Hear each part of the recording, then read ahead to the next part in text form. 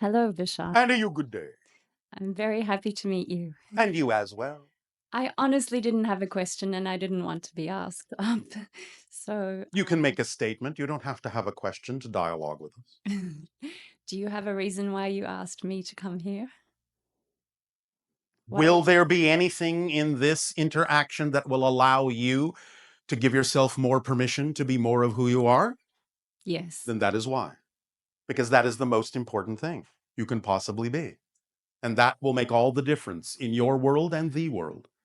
Because when you are the piece you were made to be, you fit with all the other pieces and create the big puzzle picture that can support the whole.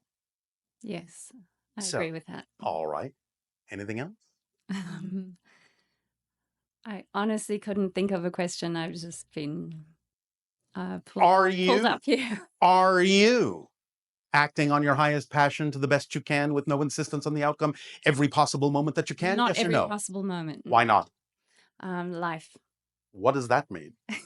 Life does not prevent you from doing that. You Life prevent you sometimes from doing drags that. you in different No, directions. it does not. You do. Yeah. By holding on to beliefs that drag you in directions you don't prefer to go. So the question would be why? How does it serve you to hold on to something that you don't prefer? Because you wouldn't hold on to it if you didn't believe that it served you somehow. So that must mean you have a belief that what you don't prefer serves you. Find out what that belief is and let it go. And you will then drag yourself, actually, you will escort yourself in new directions. It's as simple as that. It all comes down to what you believe to be true. If you're going in a direction you don't prefer, the first thing to look for is the belief that is taking you in that direction, because it has to come down to what you believe to be true. So if you're not going in a direction you prefer, that must mean you're holding on to a belief you don't prefer to hold on to. Find out why you would do so. Okay. Yes? Yes. Does this help you? That does help. Thank All you. right. Will that do? That will do. Why, thank Thank you you. very much. You may now drag yourself back to your seat.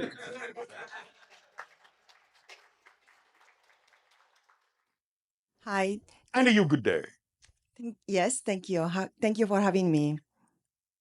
Thank you for having us. I have just one question. If you Yes. have any message for me. We have been giving all of you messages.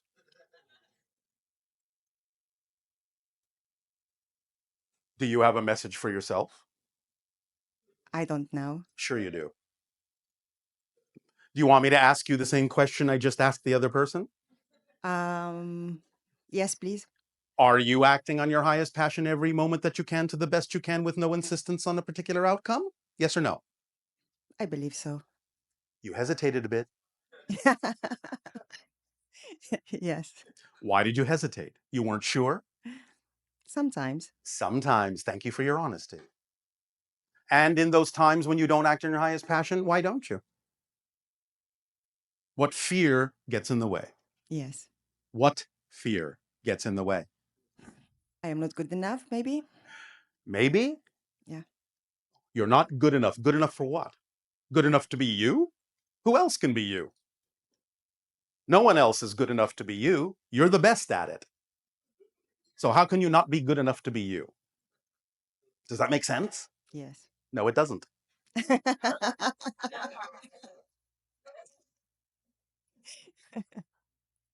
Are you willing to be more and more of who you truly prefer to be? Yes. So what is stopping you from acting on your passion every moment that you can? I believe I am doing it. I feel a little bit stuck sometimes. Then you're not doing it, or you wouldn't feel stuck. So when something changes that you don't expect, doesn't go the way you thought, that's not necessarily something you have to define as being stuck. Why would you define it in a negative way instead of saying, this is interesting. Maybe something is pointing me in a direction I didn't expect, but that doesn't mean I'm stuck. Why not start practicing giving everything a positive definition instead of a negative one, which only allows you to experience it in a negative way? What about that idea? Does that sound like a good idea? Does that sound like something you would prefer to do instead of giving it a negative definition? Yes? Yes. Is that something you're willing to do? Mm-hmm. Mm-hmm. Yes. All right. Does that not feel exciting? Yes. All right. Anything else? No, thank you. I appreciate that. It is our deep appreciation to you that allows this conversation to happen. Thank you so much. Thank you. Good day. Please understand how important, how crucial, how critical that formula is. It is the fundamental formula for most of the questions many of you have within your lives.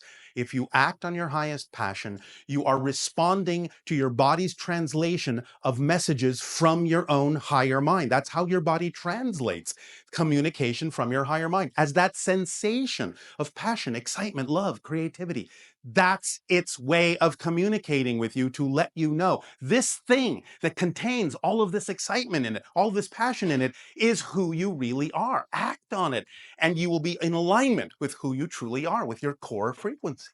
When you respond in kind, when you act on it, you're answering your higher mind. You're saying, yes, I heard you, and I am willing to believe you. I am willing to trust that you're guiding me by giving me this communication in this form.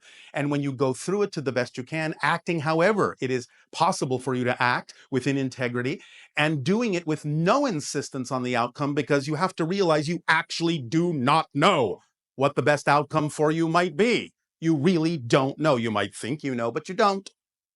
You actually don't. Sometimes you might make what's called a lucky guess, but you really don't know what the next thing is that needs to happen, that you need to experience in order to actually take you where you prefer to go. So by dropping the insistence on what you think is supposed to be the outcome of your actions, on your excitement, you are admitting that you don't really know what that is supposed to look like. You're creating a space for whatever the higher mind needs to bring you that is the thing it needs to bring you. And you are allowing yourself to realize that insistence on a particular outcome is actually a limitation on the outcome, because the higher mind is capable of bringing you something far greater than your physical mind is capable of imagining. So don't hamstring your higher mind by insisting that it's got to look like this or something's wrong. The higher mind knows how to guide you. Let it work in concert with it. Be partners in that experience. It knows what you need. Trust it to guide you. Do continue. Good day, Bashar. And to you, good day. My question is, as we're going through this transition Yes. and as we're going through this change, Yes. obviously we're going to be going through a physical transformation as well as a emotional, mental, spiritual one as well. Absolutely, because physical reality is just a projection of consciousness too. Yes. So is there anything that we can do to facilitate our physical change, which will then facilitate change in all of those other factors as well? At the risk of sounding redundant, perhaps I was not clear. When you act on your passion to the best you can with no insistence on the outcome, what happens? You raise your actual energy frequency. When you raise your energy frequency, you become a more receptive antenna to higher energy information. And when you become a more receptive antenna to higher energy information, it rewires you neurologically to accept that information, which means it changes you physically too. Because when you are in that state, it is a perfect state that contains everything that's relevant for you, and it leaves nothing out, including the physical changes that need to occur that would have to go along with it in order for you to continue to experience the acceleration of your excitement and your passion. Yes? True, but So aren't it's we all interconnected. But isn't it interconnected? So then also the state of our physical being, the state of the communal consciousness is also affecting where our belief systems are, where our Only consciousness are. insofar as you agree with it. Only insofar as your belief system aligns with it. It can't affect you at all if you don't agree to align with it. But matter takes longer to change than anything else. That's a belief. It's not a fact, it's a belief. Right?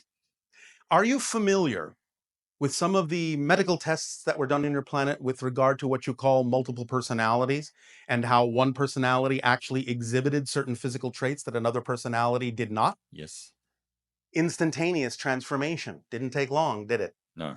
Now, I'm not saying it might not require some time, but the time it requires means that that's the process you believe you require to go through it in order to fully appreciate the change that you're creating.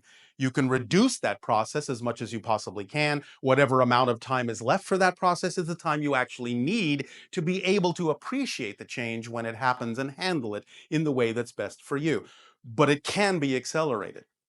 Just the idea itself that just because it's material means it takes longer is not in and of itself a fact. It's a belief system. It might be a belief system that might have some necessity, but it's still just a belief system. And you can reduce it. You can accelerate it. So you can travel with your body on your planet. We can. Yeah. And that's where we're going? Eventually. Great. Great. Anything else? No, that's what I wanted to know. Thank you. Thank you very much.